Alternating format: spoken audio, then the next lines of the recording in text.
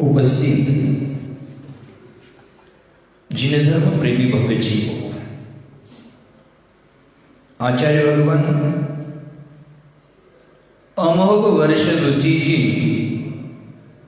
पवित्र ग्रंथराज प्रश्नोत्तर रत्न मालिका के माध्यम से जीवित कौन व्यक्ति हैं इसके बारे में चर्चा कर रहे थे। तो किम जीवितम, जीवित जीवन किसका है? जो पाप से रहित जीवन जी रहा है उसका जीवन जीवित है। तो आचार्य भगवंतों ने पाप से रहित जीवन कैसे बनाया जाता है? हम हमारे जीवन में पापों का बचाव कैसे कर सकते हैं? पापों से कैसे बच सकते हैं? प्रतिक्रमण से, प्रायश्चित से, हमारे अंदर हृदय में जो पाप कर्म की धूलि है उसको साफ कर सकते हैं। तो आचार्य महाराज चर्चा करते हुए कर रहे थे कि जो हमारे व्रतों में अतिचार हुआ है, अनाचार हुआ है, अभोग अनाभोग हुआ है, उन दोषों का निराकरण करने के लिए, आत्म प्रक्षालन के लिए, पापों से मुक्त जीवन जीने के लिए प्रतिक्रमण करना आवश्यक है। क्योंकि आज ये पंचम काल है और इस पंचम काल के इस व्यक्ति हो, चाहे साधु हो, चाहे गृहस्थ हो, चाहे व्रती हो, चाहे अव्रती हो, उसके जीवन में पाप की धूलि तो उड़ ही रही है। उस पाप की धूलि को साफ करना जरूरी है। और जो पाप की धूलि को साफ करता साधु है उसको आचार्य भगवंतों ने पंचम काल का भगवान कहा है। कल हमने गाथा देखी थी, भिक्कम वक्कम हेयम सोधियम जो चरदी नीचम सुसाहु एसो सुदिट्ट साहु भनिया जिन शासने भयवम। माने जो अपने पंचम काल में, अपने व्रतों में, आहारचर्या में, वचन में जो दोष लगते हैं वह दोष शुद्धि के लिए प्रयास करता है, पुनः पुनः परिमार्जन करता है, वह साधु पंचम काल में जिन शासन में उस साधु को भगवान कहा गया है। तो आचार्य महाराज जी ने कहा है कि उन पापों से मुक्त होने का प्रयास हमारे जीवन में होना चाहिए। आज रोक कर भी हम पापों से बच नहीं सकते हैं, पापों से बचाव नहीं कर सकते हैं। पाप की धूलि तो उड़ेगी, लेकिन पाप होने के उपरांत उसको प्रक्षालित करने का प्रयास करना चाहिए।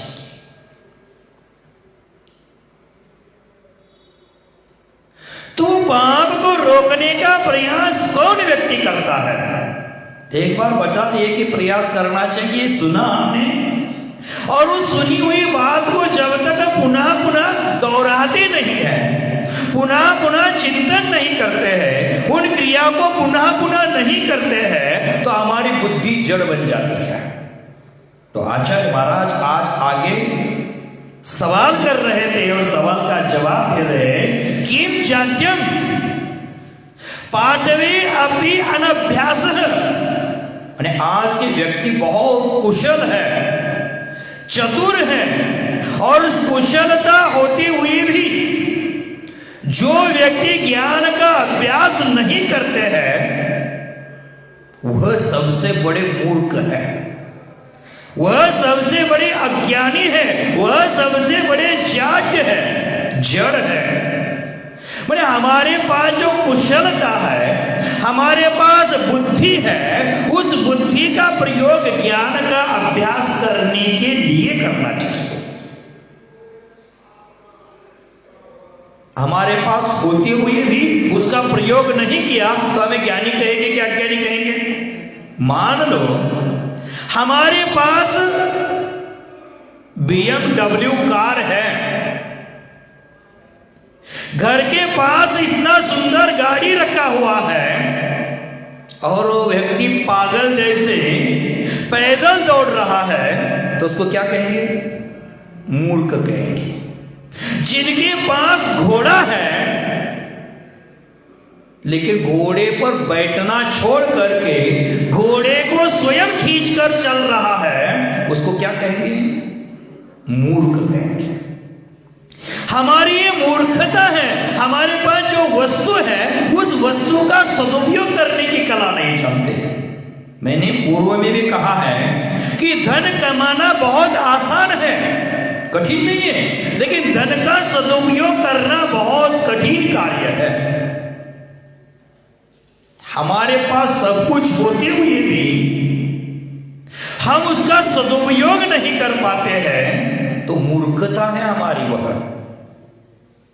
हमें 5 इंद्रियां ठीक से मिली, मनुष्य पर्याय मिला, जैन कुल मिला, वीतरागी देवों का दर्शन मिला, सदगुरुओं का सानिध्य मिला, गुरुओं के मुखार बिंद से वैराग्य उत्पन्न करने वाले जिनेंद्र देव की देशना मिली, फिर भी हम उसका सदुपयोग नहीं करेंगे तो हम कौन हैं? मूर्ख बंदे क्या है जग में तेरा, क्या है जग में मेरा? मैं मूर्ख बनकर इस जगत में घूम रहा हो, स्वयं को मूर्ख कह रहा हो तो ज्ञानी होने का प्रयास तो करना पड़ेगा ना। जो जानता है मैं मूर्ख हूं वही सुधारने का प्रयास करता है, जो जानता है मैं अज्ञानी हूं वही ज्ञान विकास के लिए प्रयास करता है। जो स्वयं को ज्ञानी मानता है वो प्रयास ही नहीं करेगा। तो आचार्य भगवान यहां कहते हैं कि हमारे पास सब कुछ होते हुए भी उसका सदुपयोग नहीं कर पाए। जैन कुल में उत्पन्न हो गए, गुरुओं की वाणी सुनने को मिलती है, वीतरागता का दर्शन मिलता है, फिर भी हम जो सुना हुआ है वो आचरण में नहीं लाते तो क्या कहेंगे? हम अज्ञानी है, मूर्ख है। देखो अज्ञान की अज्ञानता कहां तक होती है?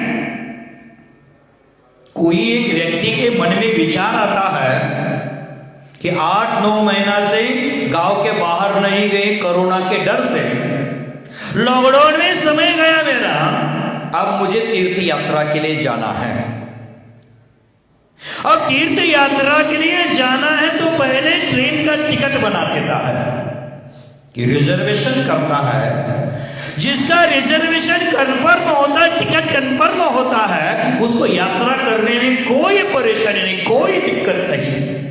लेकिन टिकट कन्फर्म नहीं है, वेटिंग में चल रहा है और अब यात्रा करने जाए तो बहुत दिक्कतों का सामना करना पड़ता है। उसी प्रकार इस मोक्ष की यात्रा में जिसने सम्यक दर्शन, ज्ञान, चारित्र, संयम का टिकट कन्फर्म कर लिया है उसको मोक्ष मार्ग में कोई पीड़ा नहीं होगी। वो मोक्ष मार्ग पर निरंतर बढ़ता चलेगा, वो कभी बहाना नहीं करेगा। पंचम काल है, ठंडा बहुत चल रहा है, शरीर साथ नहीं करता है, नींद टूटा नहीं, ये बहाना उसका यहां बनेगा नहीं,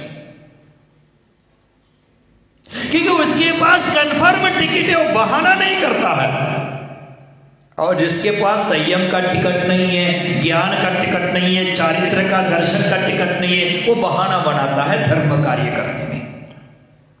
पाप कार्य में उसका कोई बहाना नहीं है, बहुत होशियारी से करता है, बहुत सावधानी से करता है, लेकिन धर्म कार्य करते समय प्रमाद करता है। क्यों? टिकट कन्फर्म नहीं है। तो यात्रा करने के लिए जा रहा था, टिकट भी कन्फर्म है और यात्रा करते समय हाथ में सूटकेस लेकर जा रहा है। जो यात्रा करने के लिए बिस्तर लेकर जा रहा तो बगल में रखा है, हाथ में झोला रखा है, सब सामान लेकर जा रहा है, कूली नंबर 1 बन गए गोविंदा जैसे। बस स्टैंड मेरा अड्डा है, क्या क्या बोलता है वो।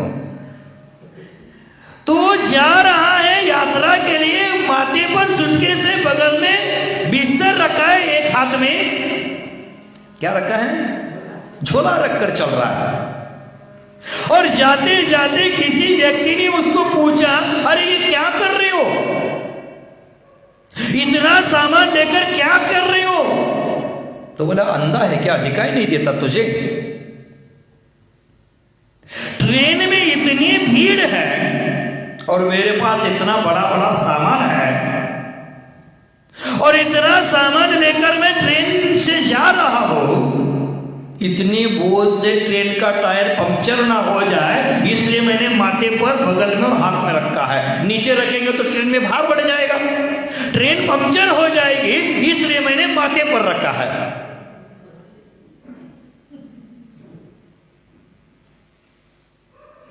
इसकी ये मूर्खता है कि उसका ज्ञान है।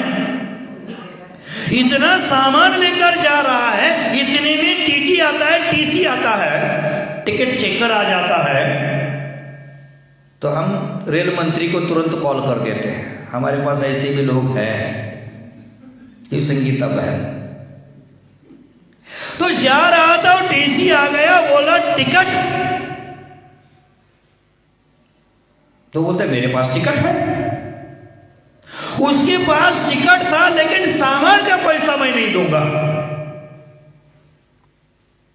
तीसरी बोलते सामान का भी टिकट, लगेज का भी टिकट होता है, ज्यादा अगर लगेज ले चलोगे तो टिकट देना पड़ेगा।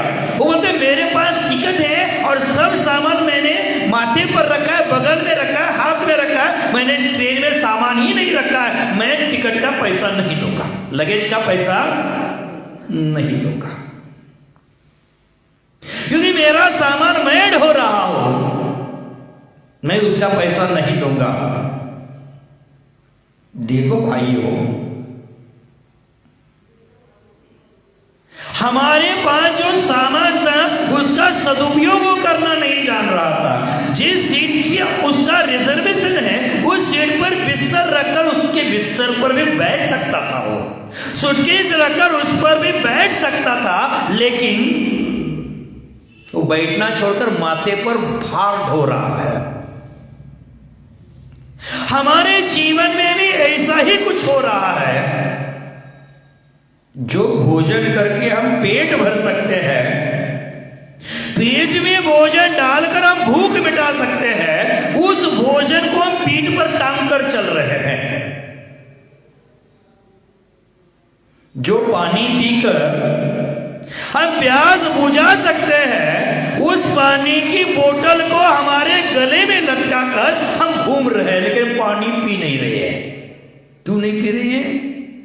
हमारी अज्ञानता, मूर्खता। पानी पिएगा तो पानी खर्चा हो जाएगा, भोजन करेंगे तो घर का अनाज खत्म हो जाएगा, इसलिए वो ऐसा कर रहा है। एक व्यक्ति था, बहुत पैसा कमा लिया, शरीर में बीमारी आ गई, और शरीर में जैसे बीमारी आई बिस्तर पर लेटा रहा, हॉस्पिटल में नहीं गया, डॉक्टर के पास नहीं गया। तो बीमारी कैसे ठीक होगी इसकी?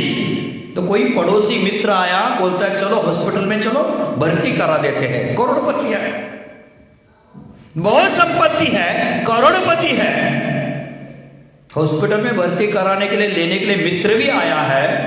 तो हॉस्पिटल में जाने से खर्चा कितना आएगा? तो बोलता है जाने से केस पेपर बनाना पड़ेगा, रजिस्ट्रेशन करना पड़ेगा, वो 1000 रुपए फीस है रजिस्ट्रेशन की। डॉक्टर चेक करेगा, चेक करने का फीस है। अगर दवाई देगा, सुई लगवाएगा तो फीस देना पड़ेगा, एडमिट करना पड़ेगा तो रूम का किराया देना पड़ेगा। अगर पानी की बोतल चढ़ाई, सलाइन चढ़ा दिया तो पैसा देना पड़ेगा। कितना खर्चा आएगा? तो बोला लगभग 20-25 हजार तो होगा, करोड़पति है। मित्र बोलता है 20-25 हजार रुपए खर्चा होगा। तो बोलता है मरने के बाद जलाने में कितना खर्चा होगा? तो होता है 1500, 2000, 5000 होगा। तो 25,000 हॉस्पिटल में जाने से खर्चा होगा, जलाने में 5000 खर्चा होगा। इससे अच्छा, हॉस्पिटल से अच्छा मरना ही अच्छा है, ऐसा बोलकर कंबल ओढ़कर पुनः सो जाता है। करोड़ों की प्रॉपर्टी होकर 5,000 खर्चा है वो स्वीकारता है, लेकिन जीवन देने वाला 25,000 खर्चा है उसको लात मार देता है, उसको ज्ञानी कहेंगे कि मूर्ख कहेंगे? हमारी भी दशा, हमारी भी स्थिति, हमारी भी अवस्था उसी प्रकार से हो रही है। हम शरीर का ध्यान रख रहे हैं लेकिन अपनी आत्म कल्याण का ध्यान नहीं है, अपनी आत्मा का ध्यान नहीं है। हम आत्मा बनेगा तो शाश्वत सुख मिलेगा, इस नश्वर को सुख को छोड़ना है, ये हम छोड़ नहीं पा रहे हैं। ये हमारी मूर्खता है, अज्ञानता है। इसलिए आचार्य भगवंतों ने कहा है जो गुरुओं के माध्यम से सुना है उसको पुनः पुनः अभ्यास नहीं करते हैं, वह व्यक्ति जड़ है, मूर्ख है, अज्ञानी है। पाठवी अभी अनभ्यास, पटुता होने पर भी, कुशलता होने पर भी, चतुरता होने पर भी जो अभ्यास नहीं करता, भोजन होने पर, भूख लगने पर भोजन नहीं करता, वो मूर्ख है। अर्थात अनुकूलता होने पर, अनुकूल सामग्री मिलने पर भी कोई व्यक्ति पुण्य का कार्य नहीं करता है तो वो कौन है? अज्ञानी है। हमारे पास अनुकूलता है, अनुकूल सामग्री भी मिली है, लेकिन पुण्य का कार्य करने में हम हिचकिचाते हैं। धर्म और धर्म की क्रिया करने के लिए हमारे पास शरीर भी अच्छा है, धर्म में द्रव्य खर्च करने के लिए हमारे पास द्रव्य भी प्रचुर है। हमारे गांव में जिनेंद्र देव का जिनालय भी है, मंदिर भी है, पूजा की सामग्री भी है, शरीर भी ठीक है, जैन कुलोत्पन्न है, फिर भी पूजा नहीं कर रहा है तो उसको क्या कहेंगे? और कितनी मूर्ख यहां सभा में? दूसरा कोई आपको मूर्ख कहते तो गुस्सा आता है, और स्वयं को मूर्ख कहते तो हंसते हंसते बोलते मैं मूर्ख हूं, मैं पापी हूं, मैं दुरात्मा हूं, मैं दुष्कृत्य करने वाला हूं। स्वयं को सब कहता है। रास्ते से जाते समय कोई बोलेगा गधे जैसा क्या काम कर रहे हो, कितना काम करते हो, कितना खटते हो, गधे जैसा काम करते हो, उस समय गुस्सा आता है मैं गधा थोड़ी हूं। और घर में पत्नी से झगड़ा होता है तो बोलते तू आई है तब से मैं गधे जैसा काम कर रहा हूं। स्वयं को गधा कहने के लिए उस समय खुशी आती है। माने हमें अब मूर्ख कहने में आनंद आ रहा है, हमारी मूर्खता पर हम स्वयं हंस रहे हैं। तो आचार्य महाराज कहते हैं अनुकूलता होने पर, अनुकूल सामग्री होने पर पुण्य कार्य नहीं करता है। ज्ञान की अनुकूलता है, हमारे पास इतना क्षयक्षम है कि स्वाध्याय कर सकते हैं, स्वाध्याय करके ये उपाधि का विवेक जागृत कर सकते हैं, स्वाध्याय करके गुरुओं के सानिध्य में जाकर सद्गुणों को ग्रहण कर सकते हो, आचार्यों की भाषा भी समझने का प्रयास कर सकते हो, फिर भी हम क्या कर रहे हैं? प्रयास नहीं कर रहे। हम में वो शक्ति है, ज्ञान का विकास करने की ताकत है, फिर भी ज्ञानार्जन नहीं करते हैं। इधर से सुनते हैं, इधर से छोड़ते हैं। कल प्रवचन में भावुक हो गए सब, लेकिन वह भावुकता मात्र प्रवचन हॉल में रही, बाहर तक नहीं गई। अगर जो प्रवचन सभा में सुनते हुए जितना भावुक होते हैं उतना अगर आचरण में लाएंगे तो आत्मा का कल्याण होगा। तो आचार्य भगवंतों ने कहा है कि आचार्यों की जो भाषा है उसको अगर समझ सकते हो तो समझने का प्रयास करो, अगर यदि समझ नहीं सकते हो तो बार बार अभ्यास करके उसको समझने का प्रयास करो। अगर प्रयास ही नहीं करोगे तो हमारी वह क्या है? मूर्खता है, अज्ञानता है। तो आचार्य भगवंतों ने कहा है सत्संगति से बुद्धि की जड़ता दूर होती है। हमारे जीवन में जो मूर्खता है वो कहां दूर होगी? सत्संगति से ही दूर होगी। सत्संगति में नहीं आते हैं तो व्यक्ति जड़ बुद्धि वाला हो जाता है, उसकी बुद्धि जड़ होती चली जाती है, व्यक्ति जड़ होता चला जाता है। जड़ का आशय क्या है? जड़ का अभिप्राय क्या है? तो आचार्य कहते जो वस्तु एक ही जगह पर जमी रहती है, उसमें परिवर्तन नहीं होता है, वह वस्तु जड़ है। वह कभी बाहर निकाल कर देखी नहीं है अथवा बाहर निकल कर देखती नहीं है। जहां स्थान पर पड़ी रहती है उसको जड़ कहते हैं। एक संकीर्ण धारणा के उस कवच में जो बांधी रहती है उसको जड़ कहते हैं। आपके पास संपत्ति दो प्रकार की होती है, एक जड़ संपत्ति और दूसरा क्या बोलते हैं आप? चेतन जड़ का यहां संबंध नहीं है। आप व्यवहार में लोग भाषा में बोलते हैं, मराठी में बोलते हैं जंगम संपत्ति और जड़ संपत्ति। जो जड़ संपत्ति है जैसे घर है, जमीन है, ये जड़ है, स्थानांतरित नहीं होगी। और दूसरी जो आपकी भाषा में चल संपत्ति है वो एक संपत्ति है। तो आचार्य महाराज कहते हैं कि जिसमें एक जगह में जमी है, परिवर्तन नहीं होता है, वो जड़ संपत्ति है। हमारी बुद्धि जब तक सत्संगति में नहीं आती है तब तक वो जड़ है, उसको जंग लगी हुई है। और जंग निकालना है, बुद्धि को विकसित करना है, ज्ञान को विकसित करना है, तो गुरु के सानिध्य में आना पड़ेगा। तो आचार्य भगवान कहते हैं कि हमारी सोच है, ये हमारी सोच बाहर की ओर दौड़ रही है, वही सोच को अंदर की ओर ले आना है। उसी का अभ्यास मुझे बार बार करना है, और वह अभ्यास नहीं करेगा तो वो कौन है? जड़ है, अज्ञानी है, मूर्ख है। तो भव्य बंधु, आचार्य महाराज जी ने यहां कहा है उस जड़ता से दूर होना है, हमें हमेशा सतत अभ्यास करते रहना है। आगे बात तीसरी कही थी कि जागृत कौन है। सवाल था किम जागृति, कौन जागृत है?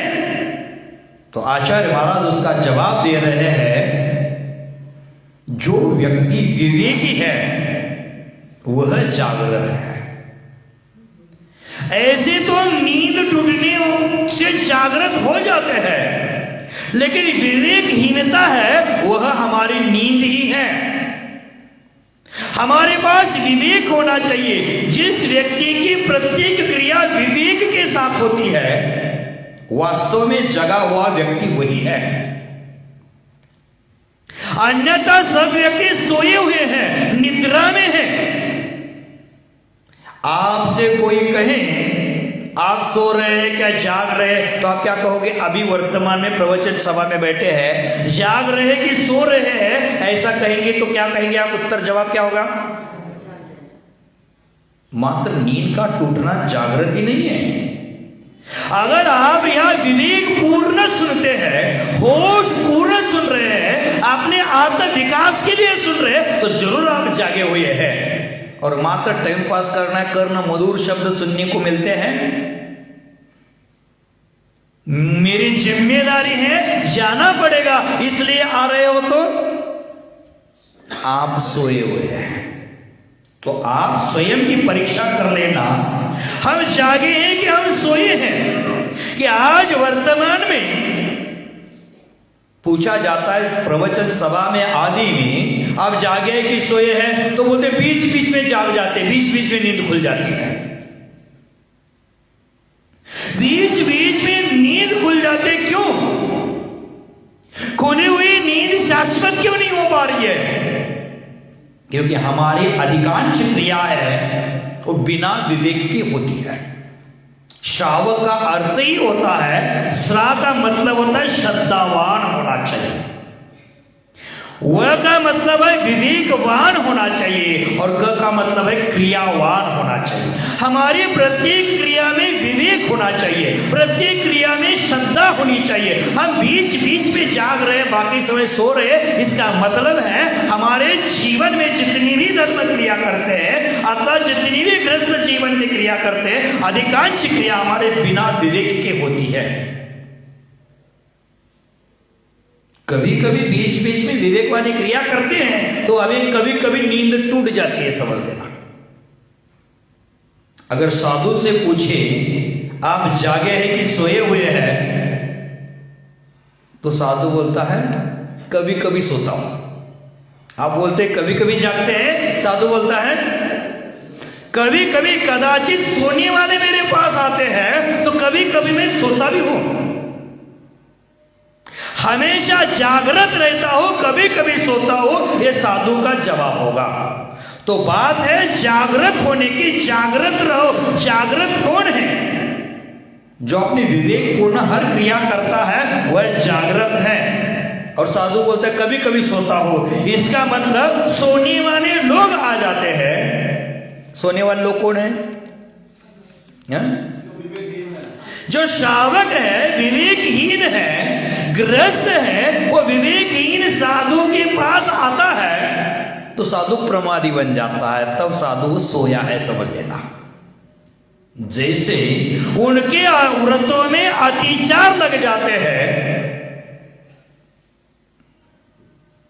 व्रतों के पालन में देर हो जाती है, तो वो सोए है, समझ लेना। जैसे सामायिक का समय है 3 संधि कालों में। सामायिक कब कब करते हैं साधु मुनिराज? सुबह शाम दोपहर। ये कोई डॉक्टर की दवाई नहीं खाना है समय। मैं आहार 4 बजे करे तो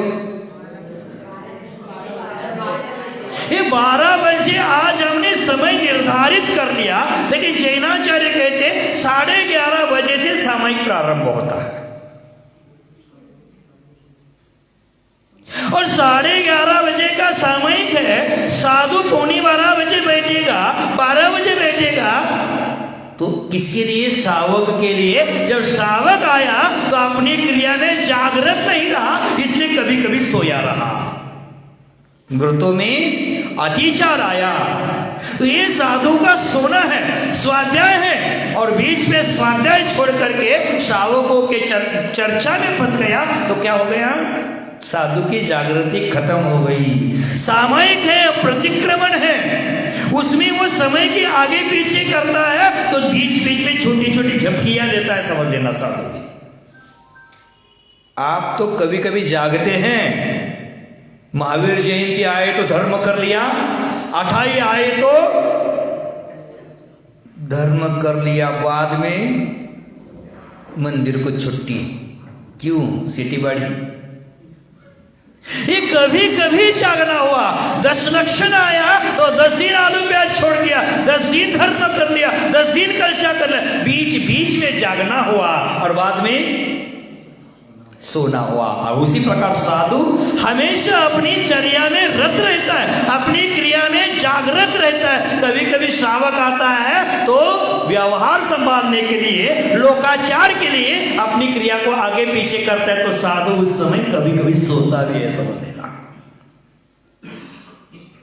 तो आचार्य भगवान कहते हैं कि आगे पीछे क्रिया में होगा, झपकी लगना है, उसी समय अपनी क्रिया में विवेक नहीं रख पाता है तो वो सो जाता है। श्रावक जो साधु के पास आता है तो उनकी नींद थोड़ी देर के लिए टूट जाती है और साधु की नींद लग जाती है। अगर साधु घर पर रहता है, विवेकहीन होकर रहता है, तो घर में रहकर खर्राटे लेता है। खर्राटे ले रहे हो, आवाज आप स्वयं को सुनाई नहीं देती, लेकिन हम सुन रहे आपके खर्राटे की आवाज। हमारी क्रिया विवेकहीन है और विवेकहीन क्रिया कर रही है, तब तक हम खर्राटे में हैं। जब तक हमारी नींद नहीं टूटेगी, हमारे क्रिया में सुधार नहीं आएगा, तब तक हम खर्राटे ले हैं, समझ लेना। तो भव्य बंधुओं, स्वयं का अज्ञान का बोध होना, स्वयं अपनी नींद की जानकारी होना, यही ज्ञान का लक्षण है। और स्वयं की नींद की जानकारी नहीं होना अज्ञानता है, मूर्खता है। तो आचार्य भगवान कहते हैं हमारे जीवन में अज्ञान का बोध ही ज्ञान की ओर बढ़ाया हुआ पहला कदम है। हमारे जीवन में धर्म ज्ञान होना, पाप से बचने के भाव बनना, यही धर्म की ओर बढ़ाया हुआ पहला कदम है। आपने आज तक कदम बढ़ाया है कि नहीं बढ़ाया है? हम तो रस कदम खाते समय जिंदगी निकाल दी है। जियागंज का फेवरेट मेनू है ना, क्या है? रस कदम की रसमलाई, रस कदम। रस कदम हमने खाया, उसमें ही रुचि रखी, लेकिन मोक्ष मार्ग की ओर, धर्म की ओर हमने कदम ही नहीं बढ़ाया। देखो, उस मार्ग की ओर चलने वाला व्यक्ति कभी न कभी वहां पहुंचेगा जरूर, लेकिन हमने कदम ही नहीं बढ़ाया तो कब चलेंगे?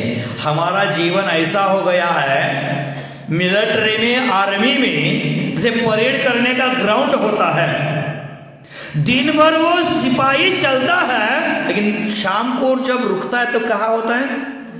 जहां से शुरुआत की वही होता है। घानी का बैल होता है, उसके आंख में पट्टी बांधी जाती है, दिन भर घूमता है, दिन भर चक्कर लगाता है, और उसको लगता है मैंने आज 20 किलोमीटर की यात्रा तय कर ली होगी। शाम को पट्टी खोलते तो कहाँ है? उसी प्रकार हमारे जीवन की दशा है। जिंदगी भर हम धर्म करते हैं, हमें लगता है मैं बहुत धर्मात्मा हूं, धर्मात्मा का मैंने सर्टिफिकेट लिया है, लेकिन जब विवेक की आंख खुलती है तो देखते वही के वही है हम, कुछ भी धर्म नहीं किया हमने। धर्म का ढोंग कर लिया, धर्म का मुखौटा परिधान कर लिया। धर्म का मुखौटा परिधान करने से कोई धर्मात्मा नहीं होता है, धर्म का सर्टिफिकेट लेने से कोई धर्मात्मा नहीं होता है। जिस दिन अज्ञान मिटता है और धर्म की ओर कदम बढ़ाते हैं, वही हमारा धर्म होता है। देखो, आचार्य भगवान कहते हैं अपने अज्ञान को मिटाना ही ज्ञान का प्रतीक है, जागृत होना ही विवेक है। विवेक चाहे निद्रा में हो अथवा जागृत अवस्था में हो, विवेक विवेक होता है। साधु जागृत अवस्था में भी विवेक रखते हैं और निद्रा में भी विवेक रखते हैं। जब रात्रि साधु सोया है, करवट बदलना है, करवट तो बदलता है साधु, एक करवट पर सोता है, करवट बदलता है तो प्रमाद के साथ नहीं बदलता है। जब करवट बदलना है तो उसका हाथ पीछे की ओर जाएगा, पुनः पाटे को मार्जन करेगा, शरीर को मार्जन करेगा, जीव की रक्षा करके पुनः करवट बदलेगा। ये उसकी निद्रा में भी जागृति है। और हम ऐसे सोते हैं,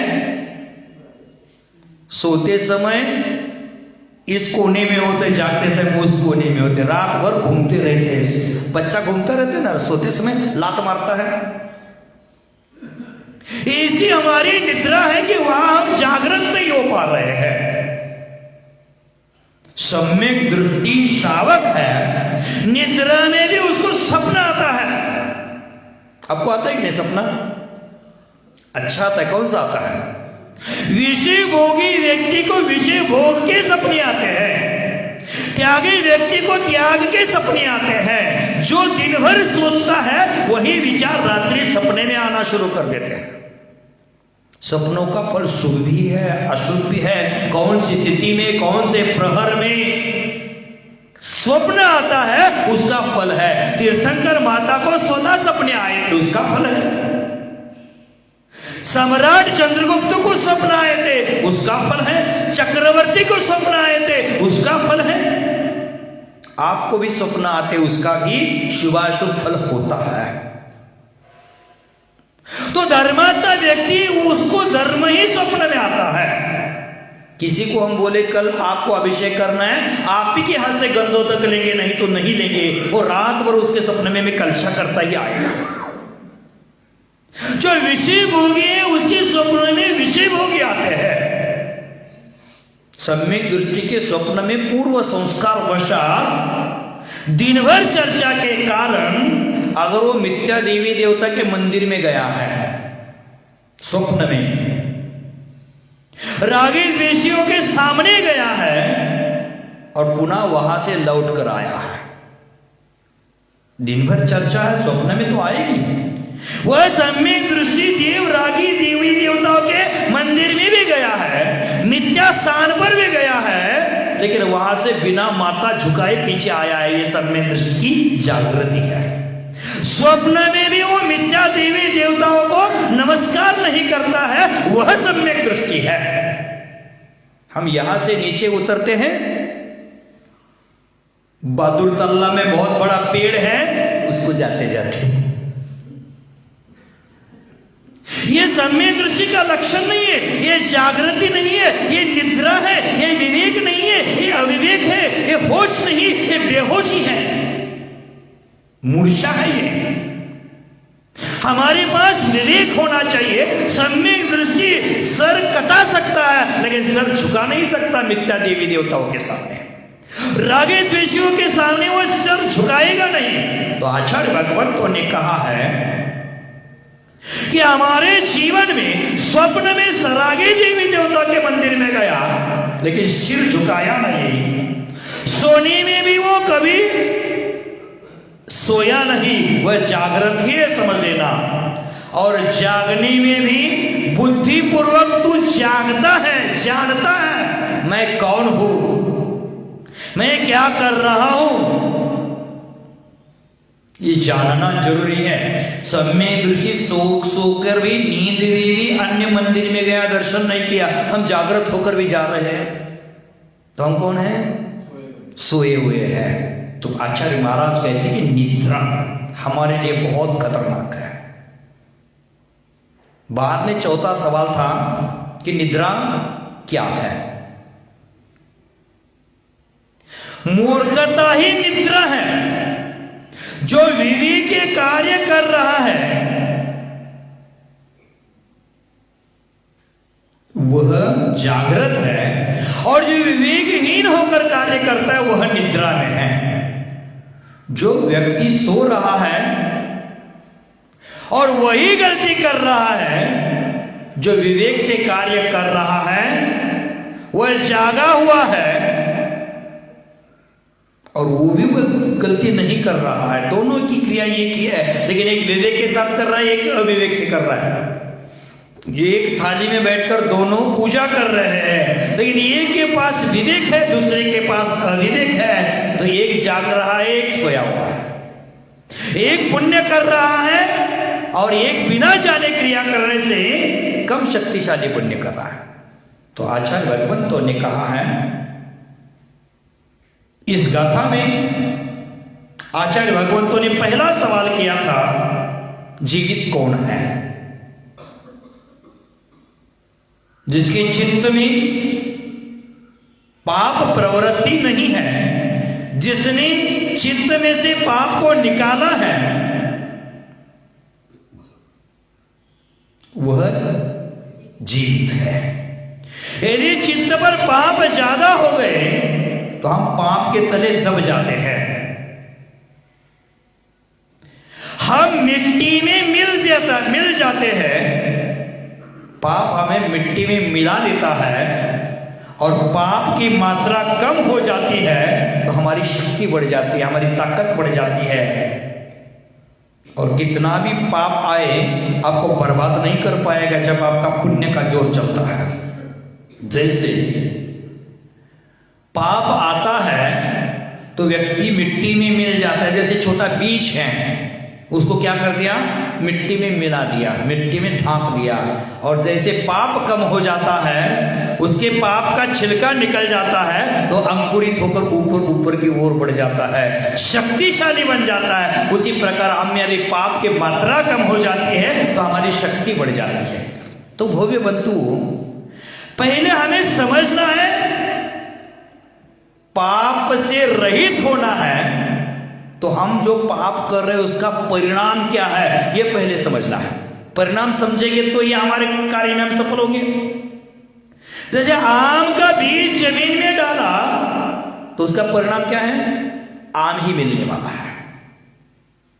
लंगड़ा आम, मालदा आम, जिस क्वालिटी का हम बीजा डालेंगे उस क्वालिटी का आम मिलने वाला है। उसका परिणाम हम देखते हैं।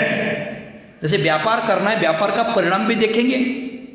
हमारे गांव में पहले 100 कपड़े के दुकान है और हम 101 वाला खोलेंगे तो उसका परिणाम अच्छा नहीं आएगा।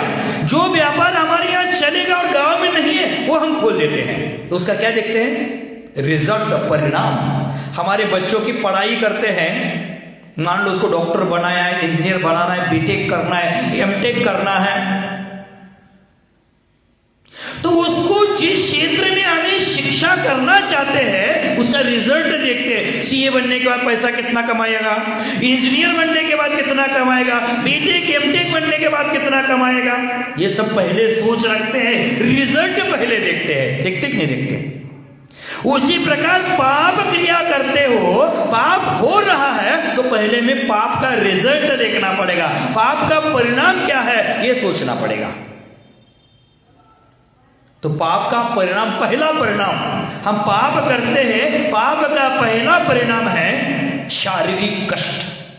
आज जिन जिन लोगों को शारीरिक पीड़ाएं हैं, शारीरिक यातनाएं हैं, समझ लेना वो पूर्व भोग के पाप का रिजल्ट है, पाप का परिणाम है। बैठ नहीं सकता है, कमर में दर्द है, घुटनों में दर्द है, घुटना बदल दिया है,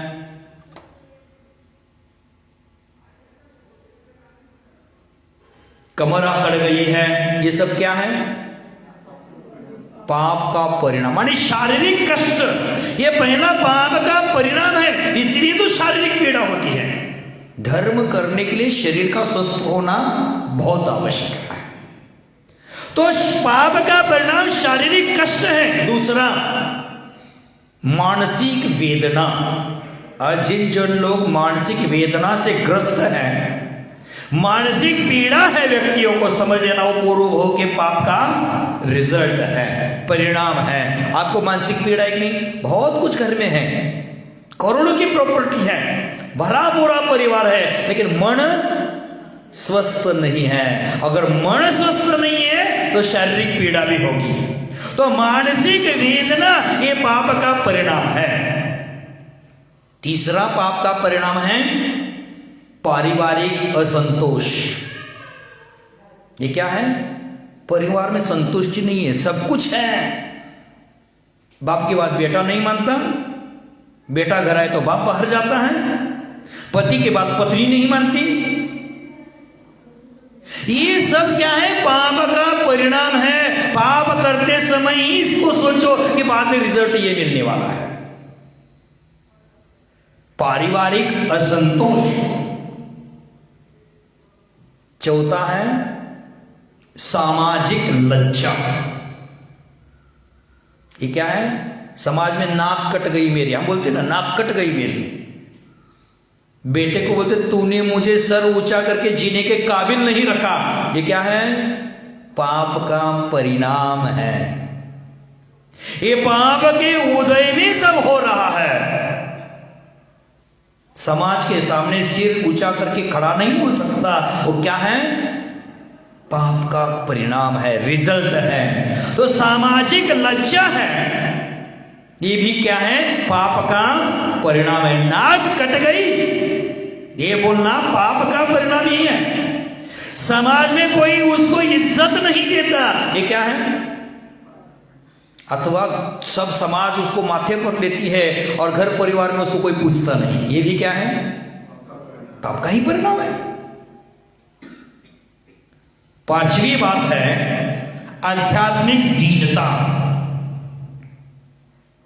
धर्म कार्य की दीनता। दीनता माने क्या होता है?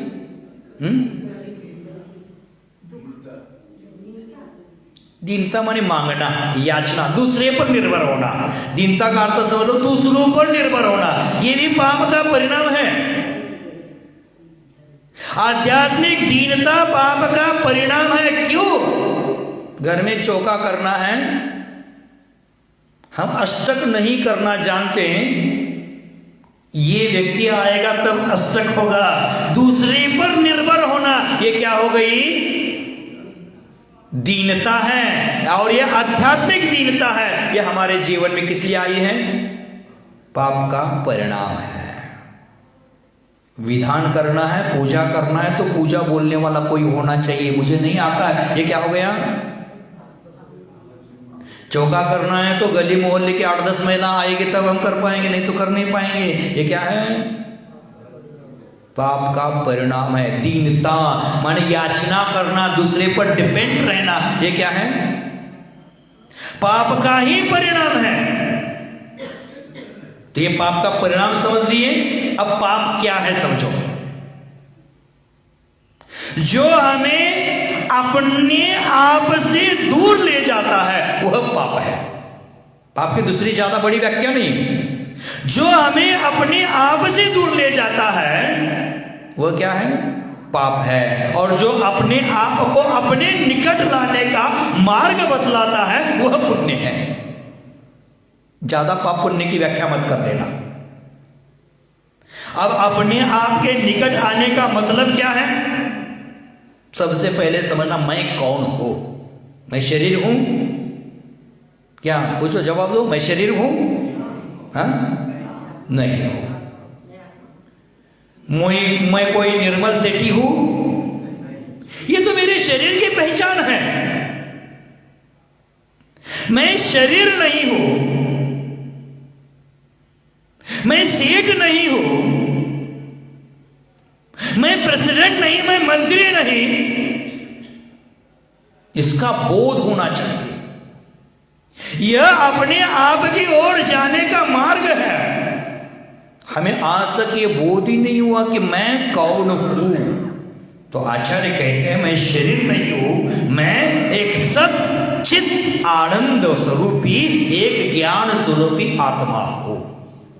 ये बोध होना है।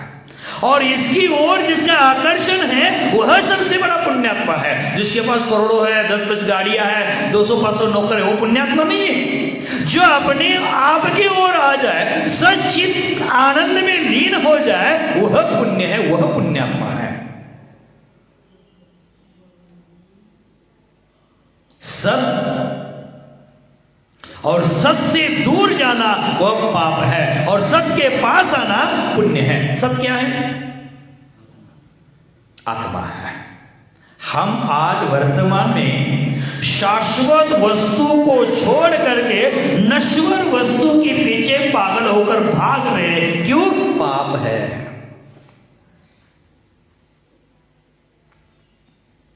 हम क्षणिक वस्तु के पीछे भाग रहे हैं। क्यों? पाप है। भव्य बंधु, हम आज वर्तमान में क्षणिक और शाश्वत में दोनों में चयन करने की बारी आती है तो किसका चयन करते हैं? क्षणिक का कि शाश्वत का? क्षणिक का चयन करते। क्यों करते हैं? पाप है। एक इंद्रिय सुख है और एक आत्मिक सुख है। आत्मिक सुख है वो शाश्वत है और इंद्रिय सुख है क्षणिक है। दोनों में से कौन सा चयन करते हैं हम? कौन सा चयन करते हैं? हाँ? तो हमारा पाप है कि पुण्य है? हम उसी ओर भटक रहे हैं, उसकी ओर आकर्षित होते हैं, क्षणिक वस्तु के पीछे पागल है। इसका मतलब हमारा पाप है और यह पाप का परिणाम है। शाश्वत को छोड़े, धर्म और धन में चयन करने की बारी आ जाती है तो किसका चयन करेंगे? धन का चयन करते। क्यों? वही पाप है। और उस पाप का परिणाम जब आता है तो शारीरिक कष्ट, मानसिक कष्ट, पारिवारिक असंतोष, सामाजिक लज्जा और आध्यात्मिक दीनता आ ही जाती है। हमें धर्म को चुनना है, लेकिन चुनते क्या है? धर्म को भी कभी कभार चुन भी लिया, लेकिन वह क्रिया विवेक पूर्ण नहीं होने के कारण वह हमारी क्रिया मूर्खता जैसी हो जाती है। तो आचार्य भगवान कहते हैं सही और गलत में से निर्णय करने की बारी आती है तो ज्यादा लोग किसका निर्णय करते हैं? वो क्या है?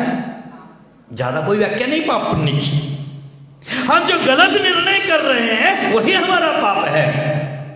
साहस और भय, इसमें चयन करने का बारी आता है तो किसका चयन करते हैं? करते हैं। जो साहसी व्यक्ति होते हैं वो मोक्ष मार्ग पर निर्भीक होकर चलते हैं।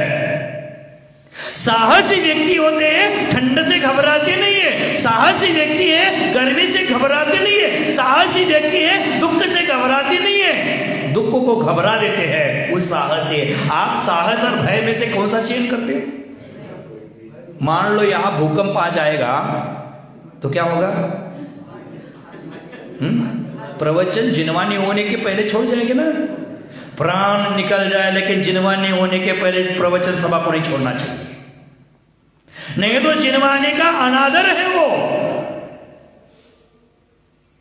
जिनवानी सभा में बैठे हैं और भूकंप आ गया तो कौन कौन महाराज जी को लेकर भागेगा? महाराज जी यहां पड़े रह जाएंगे, हम कहां जाएंगे? बचपन का प्रसंग है, बचपन का प्रसंग है। देखो माँ होती है, माँ होती, उसका दूसरा कोई उपमा नहीं होता है। माँ होती, उसकी कोई दूसरा उपमा नहीं होता है, क्योंकि माँ है। कहते हैं माँ हिमालय की तरह ऊंची है लेकिन हिमालय की तरह कठोर नहीं होती है। मां सागर की तरह गहरी है लेकिन सागर जैसी खारी नहीं होती है। मां वायु की तरह गतिशील है लेकिन वायु की तरह अदृश्य नहीं है। मां परमेश्वर की तरह महान है लेकिन मां परमेश्वर की तरह दुर्लभ नहीं है। मां की कोई उपमा नहीं हो सकती क्योंकि मां की कभी उपमा नहीं हो सकती। मां के दूध का कर्जा पूरा हिंदुस्तान बेचकर भी नहीं चुका सकते।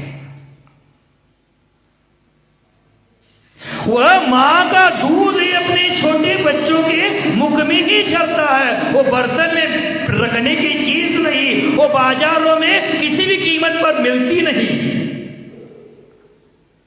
वह मां होती है।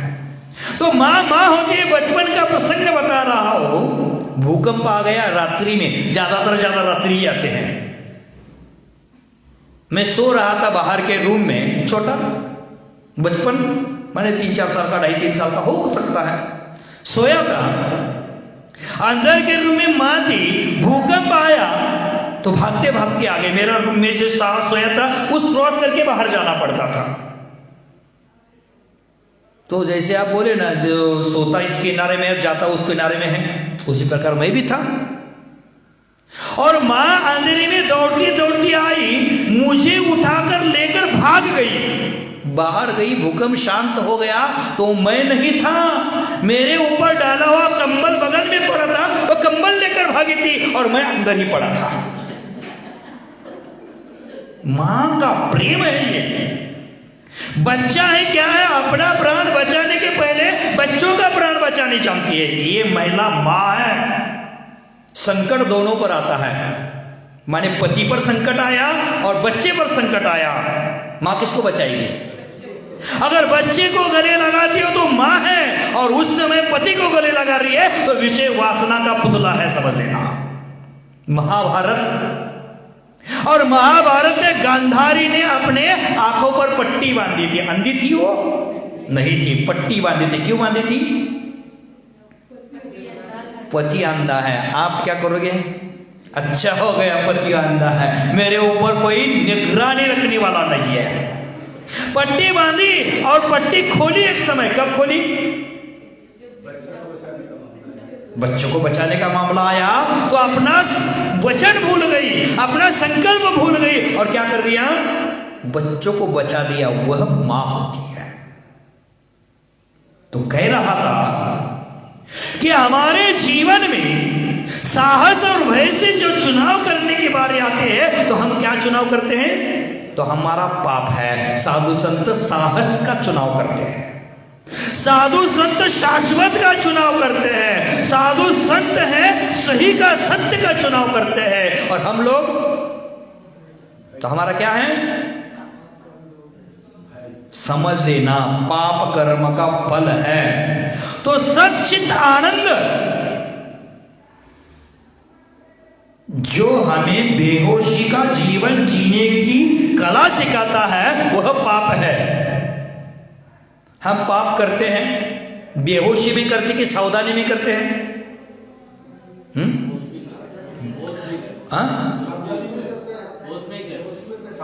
देखो कितनी होश हवास में हम पाप करते हैं। माने आपने मोबाइल खोला है और मोबाइल पर इंटरनेट के माध्यम से, गूगल के माध्यम से कुछ गलत चीज खोलिए, गंदी चीज खोलिए, आप देख रहे हैं, आपके आंखें मोबाइल में है, मोबाइल में है, ये पाप का काम है। ये देख रहे गंदी चीज और उतने में बाहर से दरवाजे से कोई आ रहा है, उस पर भी ध्यान है। कितना पाप करते इसमें, मोबाइल में भी ध्यान है, बाहर से कोई आ रहा है इसका भी ध्यान है। माने हम जो पाप कर रहे हैं वो होश में कर रहे हैं। बेहोश में पाप करना बात अलग है, लेकिन होश में हमारा पाप चल रहा है। सत माने शाश्वत, प्रत्येक वस्तु है शाश्वत है, सत्य है, उसका चयन करने की हमें कला आनी चाहिए। सत्य की चयन हम बारंबार कहते हैं, जो सत्य का साथ देता है उसके जीवन में कभी दुख प्रवेश नहीं करता है। भले सत्य प्रताड़ित होता है, सत्य पीड़ित होता है, लेकिन सत्य कभी पराजित नहीं होता। इसलिए भारत का ब्रीद है सत्यमेव जयते। सत्य के हमेशा, भले आज पीड़ित है, आज प्रताड़ित है, लेकिन कल, और असत्य असत्य ही रहता है, चाहे वो सिंहासन पर क्यों ना बैठे, और सत्य सत्य ही होता है, चाहे वो सूली पर क्यों ना चढ़े। तो सत्य का चयन हमारे जीवन में नहीं करते, यही हमारा पाप है, और सत्य का चयन करना पुण्य है। तो बाद में और कहते सच्चित, बेहोशी में जीवन जीना पाप है और होशपूर्ण जीवन जीना पुण्य है। समझ लो, पाप पुण्य ज्यादा कुछ नहीं है। आनंद, और आनंद क्या है? सच्चित आनंद। मैं कैसा हो? सच्चित आनंद स्वरूपी हो। अब आनंद क्या है? सुख और दुख, इनसे ऊपर उठकर जो अवस्था है उसका नाम आनंद है। तो भव्य बंधु, पाप का परिणाम समझो, पाप क्या है समझो, और ये मनुष्य पाप करता क्यों है ये भी समझना जरूरी है। आप पाप क्यों करते हैं? सब लोग कर रहा है पाप, लेकिन पाप करता क्यों है? अपने इंद्रियों को सुख देने के लिए। और इंद्रिय सुख कैसा है? तात्कालिक है, क्षणिक है। तो हमारा जो पाप है तात्कालिक सुख का सम्मोहन है, और हम पाप कर रहे किस लिए? तात्कालिक सुख के लिए। और शाश्वत सुख के लिए जो कार्य चल रहा है वो पुण्य है। हम पाप कर रहे खाने के लिए, कितनी देर तक सुख है वो? मीठा कोई रस कदम खा रहे हो, रसमलाई खा रहे हो, जामुन खा रहे हो, मिठाई कब तक मीठी है? जब तक जीभ पर है। हमारे गुरुजी कहते हैं गया घाटी वह माटी, इसके नीचे जाएगा तो उसका मल ही होने वाला है। आप रसगुल्ला खाओ, रसकदम खाओ, रसमलाई खाओ, जो भी खाओ, इसका होने वाला क्या है? माटी। गया घाटी हुआ माटी। एक बार एक साधु जी ने एक शावक को सवाल किया, जगत में सबसे गंदी वस्तु कौन सी है, लेकर आना। आपको अगर कहा जाए सबसे गंदी वस्तु कौन सी लेकर आना, तो आप क्या ले आओगे? बहुत कुछ उन व्यक्ति ने बहुत कुछ कचरा लाए, मिष्टा लाए, गोबर लाए, बीट लाए, कुछ का सामान लाए। एक व्यक्ति खाली आया, कुछ मिला ही नहीं उसकी गंदी वस्तु। तो आके आके रास्ते के किनारे उसको विष्टा मल दिखा, मल विसर्जन किया देखा। तो मल सबसे गंदा है, इसलिए यही लेकर जाते हैं। तो मल लेकर लेने के लिए वहां पहुंचा तो वो सारी मल बनाया किसने? शरीर ने। इस शरीर ने अच्छे अच्छे मिष्टान्न को मल बना दिया है, इसलिए सबसे गंदा क्या है? सबसे गंदी चीज है। लेकिन गंदी चीज में भी अच्छी वस्तु छिपी हुई है। जैसे कोयले में ही हीरा छिपा रहता है, खदान में ही सोना छिपा रहता है, इसी प्रकार इस गंदे शरीर में हमारी आत्मा छिपी है। उस आत्मा को पाने के लिए इस गंदे वस्तु को संभालना पड़ रहा है हमें।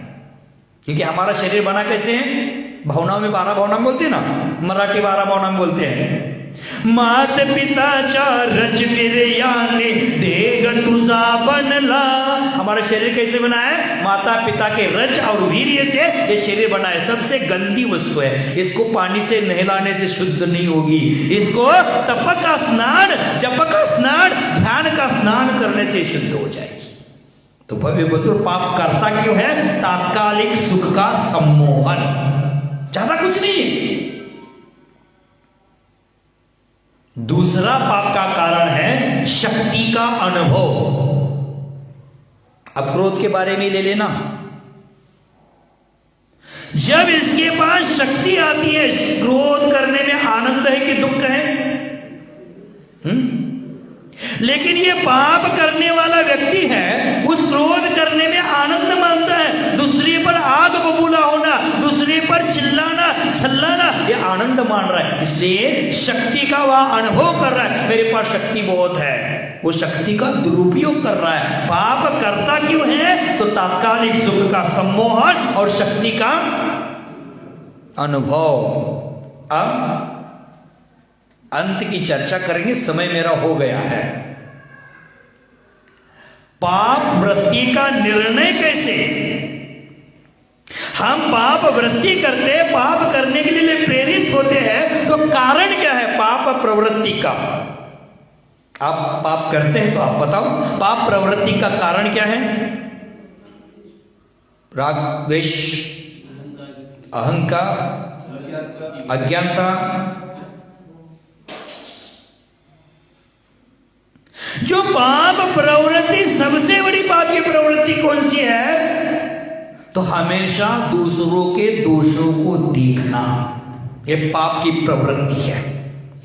हम भगवान जी के सामने आकर बोलते हैं गुण ग्रहण का भाव रहे, नित्य दृष्टि दोष पर जावे, लेकिन देखते क्या है? यही पाप की प्रवृत्ति है। हम जब जब दूसरे के दोष देखते हैं तब तब पाप कर रहे। क्रिया करने की आवश्यकता नहीं, दूसरे के दोषों को देखना ही पाप है। इसीलिए हम पाप करते। आज 24 घंटा के दिन रात में कितनी बार दूसरे के दोषों पर हमारा ध्यान जाता है? दूसरे के दोषों पर ध्यान देना पाप प्रवृत्ति है, और स्वयं के दोषों को देखना पुण्य प्रवृत्ति है। पाप पुण्य दूसरा कुछ नहीं है। हमारा ध्यान कहां है? तो हम पुण्य कर रहे कि पाप कर रहे हैं? तो क्यों मंदिर में 1 आध घंटा बर्बाद कर रहे हो? पूजा भी कर रहे हो और पूजा करते करते दूसरे के दोष भी निकाल रहे हो। ये धर्म नहीं है हमारा, ये जागृति नहीं है, ये विवेक नहीं है, ये हमारी मूर्खता है, ये हमारी निद्रा है।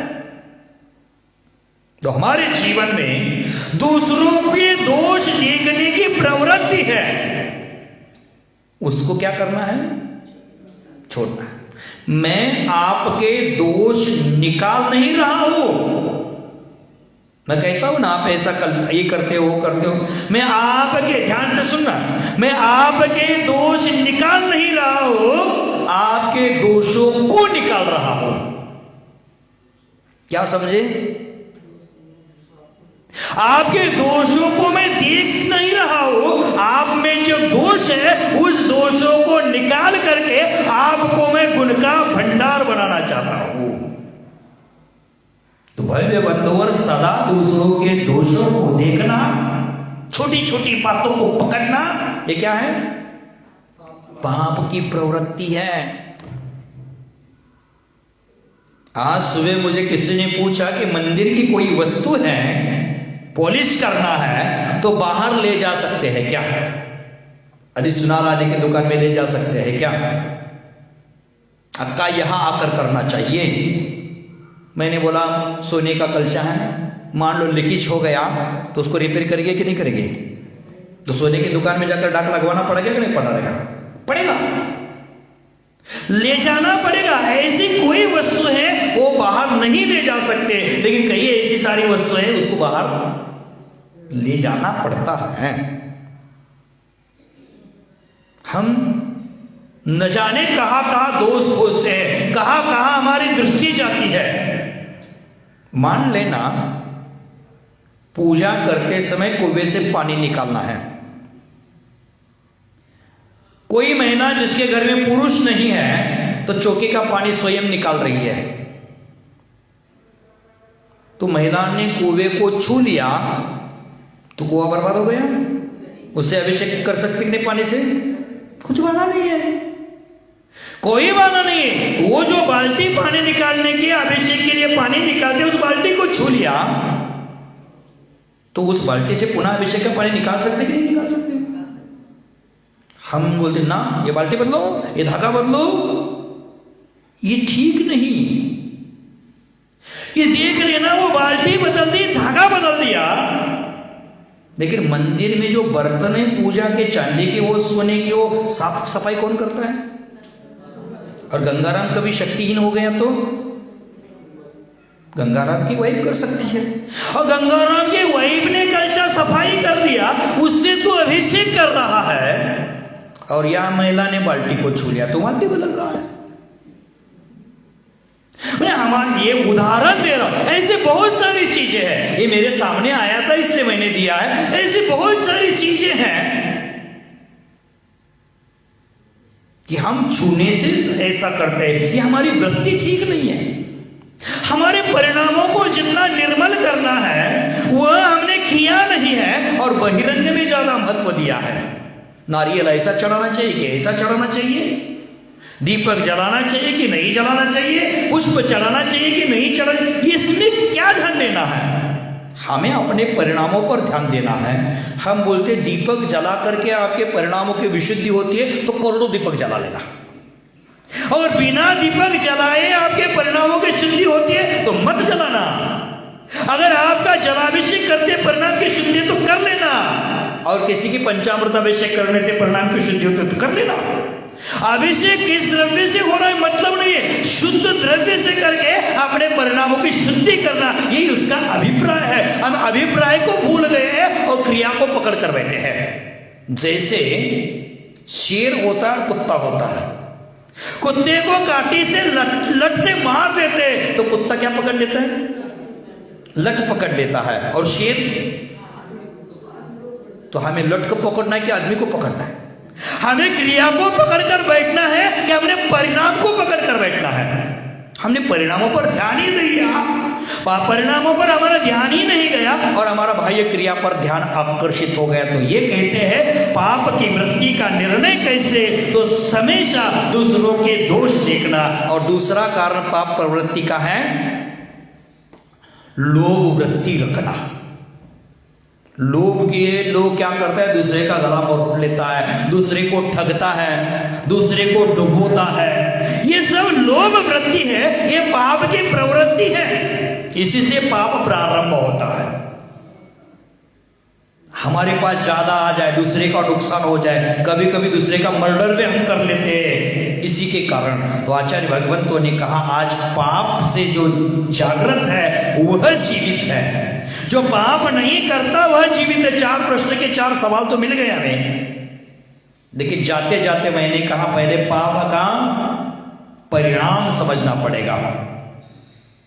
पाप क्या है समझना पड़ेगा, हम पाप क्यों करते हैं ये समझना पड़ेगा, और पाप वृत्ति का निर्णय कैसे है ये भी देखना पड़ेगा। 4 बात तो ध्यान रखना।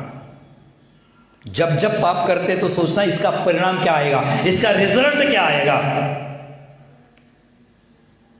जब शारीरिक कष्ट आएगा तब पीड़ा, दुख। देखो आज शारीरिक पीड़ा से सब ग्रस्त है। कमर दर्द करता है, घुटना दर्द करता है, माथा दर्द करता है, कोलेस्ट्रॉल बढ़ गया है, बीपी हाई हो गया है, और क्या शुगर हो गया है। राजा को तो भूल ही गए हम, ये बीमारी का राजा है, शुगर हो गया, और बहुत सारी बीमारियों ने ग्रसा है। और सभी बीमारी की जड़ है सूर्योदय के बाद उठना। हमारे जीवन में खान पान का संतुलन न रखना, हमारे जीवन में योगा ध्यान आदि को महत्व न देना, ये बीमारी की जड़ है। अगर आप चाहोगे तो सुबह 5 बजे ध्यान का क्लास में लग सकता है।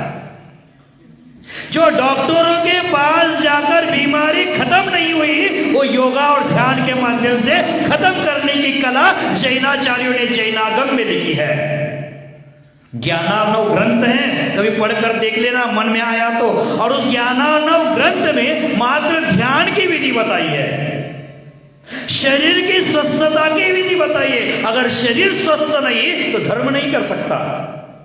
इसलिए आचार्य भगवान कुंद स्वामी ने प्रतिक्रमण में मांगा क्या है? आरोग्य नान लाहम किंतु, आरोग्य की प्राप्ति सब मांगी है पहले, ज्ञान नहीं मांगा, रत्नत्रय नहीं मांगा, समाधि नहीं मांगी, सबसे पहले मांगा क्या है? आरोग्य मांगा है। जो स्वस्थ है वो पुण्यात्मा है। साधु जब जब भी बीमार होता है तो समझ लेना पाप है। साधु उसका प्रायश्चित्त करना पड़ता है। साधु को बीमार हो जाए तो भी, आपको बीमार हो जाए तो दवाई लेना पड़ता है, हम बीमार हो जाए तो प्रायश्चित्त लेना पड़ता है, क्योंकि उसमें शिथिलता आ जाती है क्रियाओं में, इसलिए प्रायश्चित्त कर लेता है। बीमार साधु स्वयं के ऊपर स्वयं भार है, और बीमार साधु शावकों के लिए भी भार है। साधु होता है वो शूर होता है, फिर भी उसको दीनता का सामना करना पड़ता है। अभी कहा ना, आध्यात्मिक दीनता। साधु को आध्यात्मिक दीनता क्यों आई? बीमार है तो दूसरे पर डिपेंड रहना पड़ा, दूसरे पर निर्भर होना पड़ा, इसलिए क्या हो गई? आध्यात्मिक दीनता। ये पाप का कारण है। तो भव्य बंधुओं, आचार्य भगवंतों ने हमें सब कहा है। आगे हमारी चर्चा आगे बढ़ाते जाएंगे, और बढ़ाते जाते समय आगे और चर्चा करेंगे। मुझे चर्चा ही 4 प्रश्नों पर करना है, लगभग 4-5 दिन चल रही है, अभी भी चर्चा खत्म नहीं हुई है। इस पाप प्रवृत्ति, पाप का परिणाम, पाप क्यों करता है, पाप की वृत्ति क्यों, इस 4 सवाल पर अगर शुरू कर दे तो और 40 दिन निकल सकते हैं, क्योंकि उसी में सब जीवन हमारा अटका हुआ है। यही 4 कारण है संसार में भटकने के, यही हमें समझना जरूरी है। और ये समझ गए तो आत्मा का कल्याण हो गया, समझ लेना। तो भव्य बंधु, अपने जीवन में पाप तो आएगा ही, पाप की धूली तो उड़ेगी ही, उसको कोई रोक नहीं सकता है। कितनी भी कांच लगा लो, कितने भी पर्दे लगा लो, कितनी भी दीवार बड़ी खड़े कर दो, लेकिन धूली तो देख लेना। आप किसी यात्रा में गए हैं, यात्रा जाते समय खिड़की बंद कर दी है, पर्दा लगा दिया है, दरवाजा बंद कर दिया है, अंदर बेडरूम का दरवाजा बंद है, किचन का दरवाजा, अंदर में 8-10 लोग कमरे में, दरवाजे वो भी बंद और मेन गेट भी बंद। इतना सब बंद करके 15 दिन की यात्रा में गए, और 15 दिन के बाद घर में आए। जैसा साफ सुथरा घर छोड़कर गए थे, उसी प्रकार साफ सुथरा होता कि धूली आती है। दरवाजा तो बंद था, खिड़की तो बंद थी, पर्दा भी लगाया था, दीवार भी उठाई थी, धूली आई कहां से? उसी प्रकार पंचम काल में पाप की धूली उड़ेगी उड़ेगी, चाहे साधु हो चाहे ग्रस्त हो, पाप तो आएगा, आत्मा को मलिन तो करेगा। अब यात्रा के बाद 15 दिन के बाद घर आए, धूली है, अब धूली है इसलिए घर छोड़कर भाग जाओगे? क्या करोगे? धूली आए तो उसको साफ भी करोगे, और साफ करने के लिए झाड़ू पोछा का भी प्रयोग करेंगे। तो उसी प्रकार आत्म रूपी ग्रह में पाप रूपी धूली उड़ी है, अशुभ कर्म की धूली उड़ी है, और उसको साफ करने के लिए हमारे हाथ में प्रतिक्रमण का लंबा झाड़ू होना चाहिए, तब पोछा होना चाहिए, तब हमें आत्मा को भी प्रक्षालित कर सकते, पाप से बच सकते हैं। धूली तो उड़ेगी, लेकिन उसके लिए क्या करना पड़ेगा? कल करना है प्रतिक्रमण, कल करना है प्रतिक्रमण। मैंने जो मेरे व्रतों में दोष लगे, आपके कोई व्रत नहीं, अव्रति में भी दोष लगे, उसका प्रक्षालन तो करना पड़ेगा।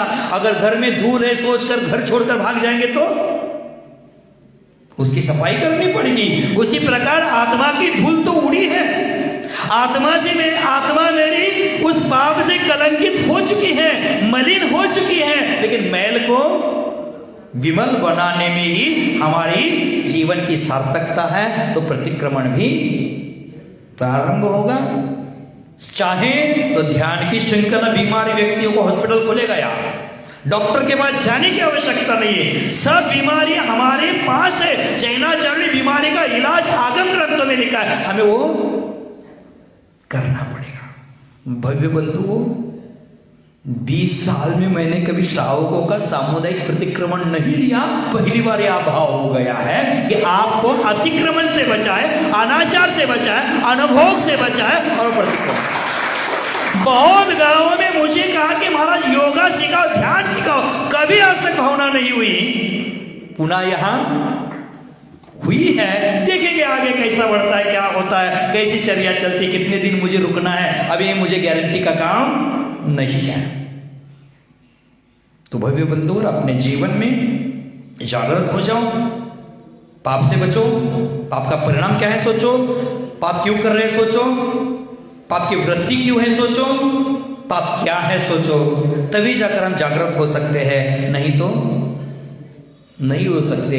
आचार्य गुरु जी हमारे हमेशा कहते थे, जन्म दुख, मरण दुख, भार्या दुख, तस्मात् जागृत जागृत। जन्म का दुख है, मरण दुख है, पत्नी का दुख है, उससे क्या होना पड़ेगा, जागृत होना पड़ेगा। और जागृत व्यक्ति ही जीवित व्यक्ति है। तो आप सभी को जीवित जीवन मिले, आपका जीवन विवेक के साथ चले, यही मंगल भावना करके आज की चर्चा को विराम कर देता हूं। जय महावीर।